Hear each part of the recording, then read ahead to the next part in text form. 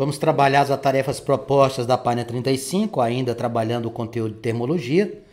E nessa sequência de exercícios, nós iremos ter a seguinte questão. Inicialmente, uma questão da Universidade Federal de Santa Maria. A história da maioria dos municípios gaúchos coincide com a chegada dos primeiros portugueses, alemães, italianos e de outros povos. No entanto, por meio dos vestígios de materiais encontrados nas pesquisas arqueológicas, sabemos que outros povos anteriores aos citados protagonizaram nossa história. Diante da relevância do contexto e da vontade de valorizar o nosso povo nativo, o índio, foi selecionada a área temática cultura e as questões foram construídas com base na obra Os Primeiros Habitantes do Rio Grande do Sul, de Luiz Antônio Bolcato Custódio.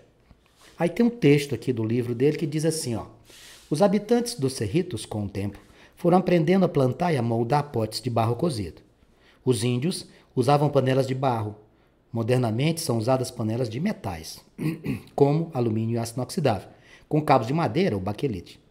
Os metais são espaço de energia. O que é que os metais são, meus queridos amigos?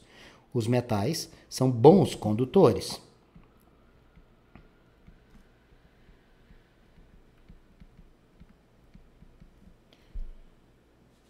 Aí ele diz, na forma de calor, pois possuem alta condutividade.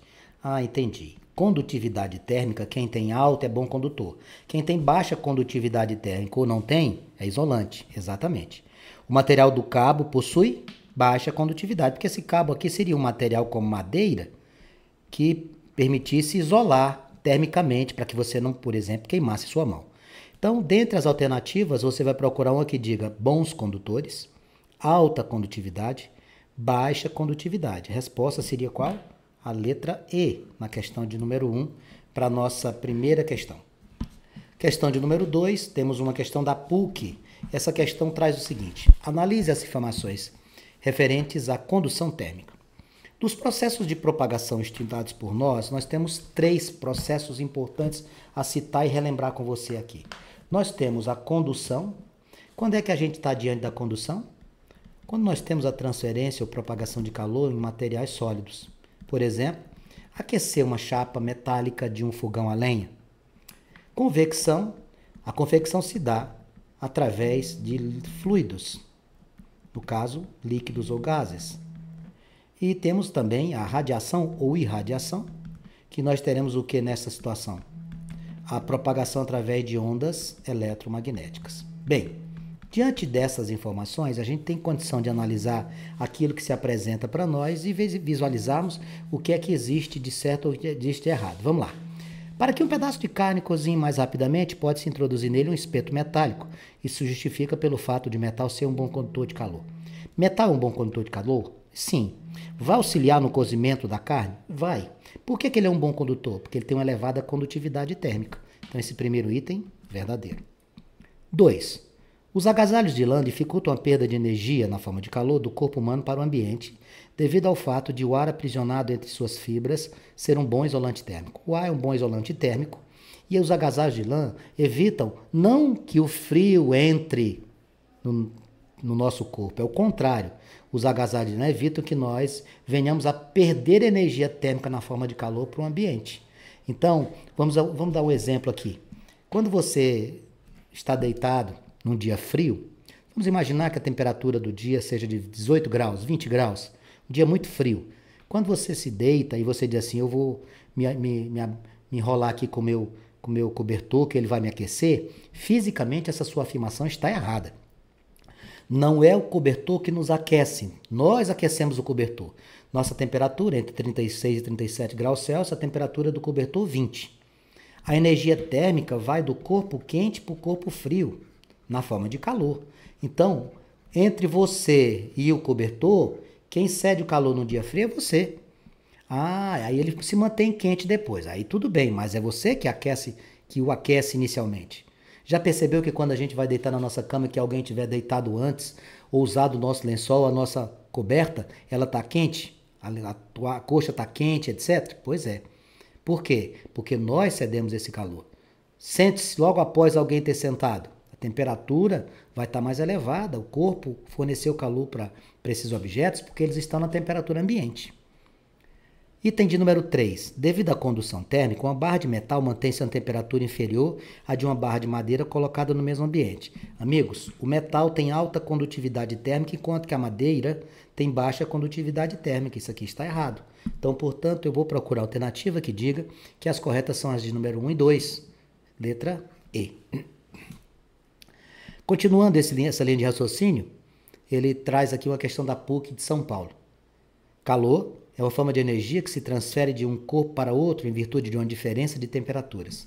Sempre a energia térmica em trânsito será do quente para o frio, não esqueça disso.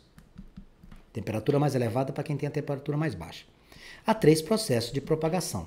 Condução, estado sólido. Convecção, líquidos e gases. Radiação, ondas eletromagnéticas.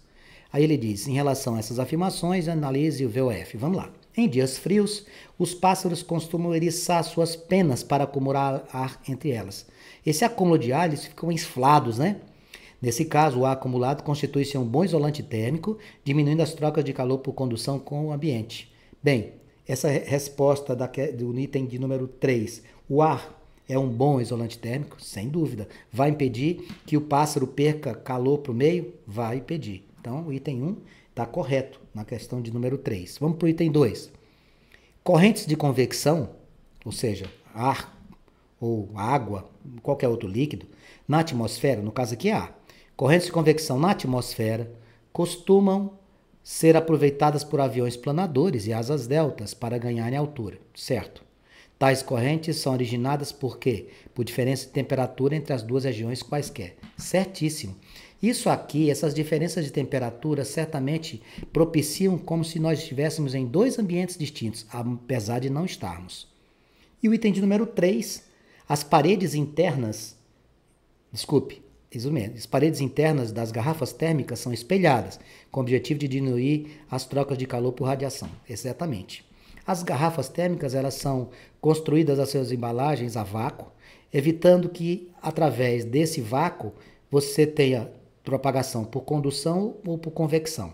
Como o vácuo não impede a radiação, você utiliza estruturas espelhadas, né?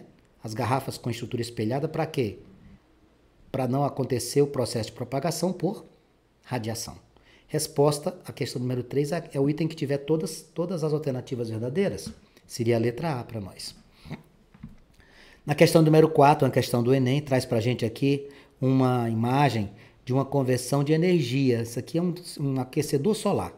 Como é que ele funciona, Vanks? Você obtém a radiação solar de que maneira? Com as superfícies escuras.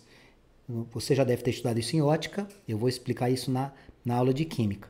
Em ótica, lá na física, a gente aprende que a superfície escura, ela tende a quê? A absorver os raios do Sol. A radiação solar, ela não reflete. Então, quando você quer acumular a radiação solar, você usa a superfície escura. Você pinta de preto, por exemplo. Quando você quer evitar, você usa uma superfície espelhada. Então, vamos imaginar aqui, ó. Acabei de falar da garrafa térmica. Por que a gente usa a garrafa espelhada? Para evitar o processo de propagação por radiação. Então, se eu quero a energia solar, o meu coletor tem que ser uma placa escura. Exatamente, tem que ser uma placa escura. Existe, por exemplo, olha, vamos imaginar aqui uma placa de alumínio. Você pega uma placa de alumínio e você pega uma placa pintada de preto. Qual é que você vai usar aqui no nosso coletor? A de alumínio ou a de preto? A pintada de preto. Para quê? Porque o alumínio, ele vai tender a fazer o quê? A refletir a radiação. Se você está procurando receber e acumular, você tem que colocar uma superfície escura. Beleza? Então vamos lá. Isso aqui vai permitir aquecimento da água? Vai. Vamos lá. O resultado da conversão direta da energia solar é uma das várias formas de energia alternativa de que se dispõe. O aquecimento solar é obtido por uma placa escura coberta por vidro, pela qual passa um tubo contendo água. Olha que beleza, ó. Tá aqui o vidro, tá aqui o tubo contendo água. Aí ele continua. A água circula conforme mostra o esquema. Tá aqui, ó. Aí ele diz assim: A água circula conforme mostra o esquema a seguir. São feitas as seguintes afirmações quanto aos materiais utilizados no aquecedor. Vamos analisar aqui na questão de número 4 o que é que a gente tem de verdadeiro. 1. O reservatório de água quente deve ser metálico para conduzir melhor o calor. Não, meus amigos, o reservatório não pode ser metálico. O reservatório deve ser de material isolante. Você não vai poder, se fizer isso, em vez de você ter eficiência, você vai comprometer o sistema. Se você precisa manter a água quente, você tem que deixar o material sendo o quê? Material isolante, não pode ser metálico. Metálico é condutor de calor, tem alta condutividade. Então esse item 1 seria falso. 2. A cobertura de vidro tem função como função reter melhor o calor. Sim, de forma semelhante ao que ocorre em uma estufa. Exatamente. Lá na estufa você tem algumas estufas que são feitas com vidro, outras podem ser feitas com acrílico transparente, com plástico. E o último item. A placa utilizada é escura. Sim. Por quê? Para absorver melhor a energia radiante do sol, aquecendo a água com maior eficiência. Certíssimo. Procure dentre as alternativas, aqui tem como verdadeiros os itens 2 e 3. 2 e 3 na questão número 4 seria a letra E. Questão de número 5, essa imagem ela fala por si. Aqui nós temos, quem está lá no litoral sabe exatamente o que eu estou falando, e quem não está no litoral como nós, quando viajarmos para lá, vamos lembrar desse momento que eu estou lhe explicando. Durante o dia, o que acontece? Nós temos, durante o dia, uma situação onde o ar frio se desloca em direção à praia e o ar quente sobe. Durante a noite é o contrário. O ar frio se desloca da praia para o mar e aí o que acontece? Você tem um resfriamento. Como assim, Vanks? É assim. De dia, a areia é muito quente e a água do mar fica fria. De noite, a água fica quente e a areia fica fria. Por quê? Por causa de um processo de convecção térmica. A convecção térmica na brisa que a gente tem, a brisa marítima formada e a brisa terrestre, fica muito claro de visualizar, tá bom? Então, o que acontece? De noite tem a brisa terrestre e de dia tem a brisa marítima. De noite, quem fica frio é a areia. De dia, quem fica frio é a água do mar. O texto diz assim: observe a seguir as figuras a seguir sobre a formação das brisas marítima e terrestre.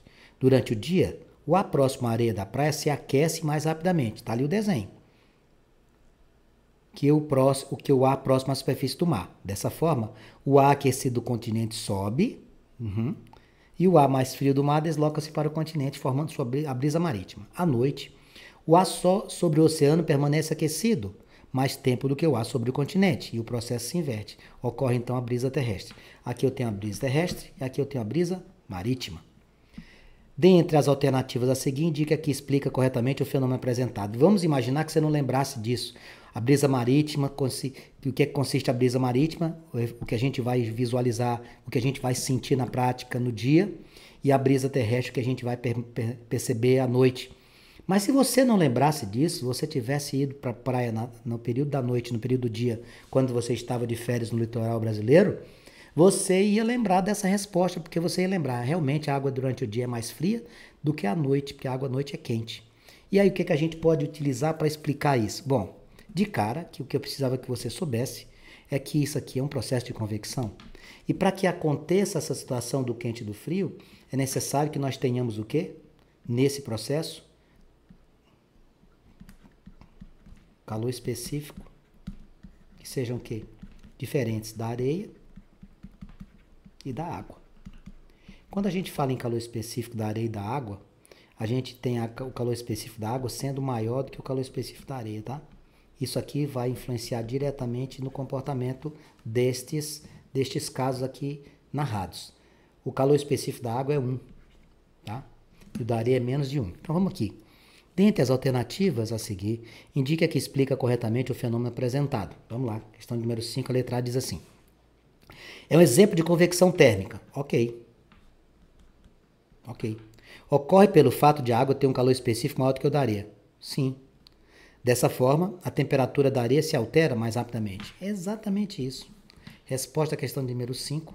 Pode marcar sem medo de errar a letra A. Na questão de número 6, o que é que nos traz o autor? Algumas instalações industriais usam grandes fornos, os quais possuem chaminés muito altas.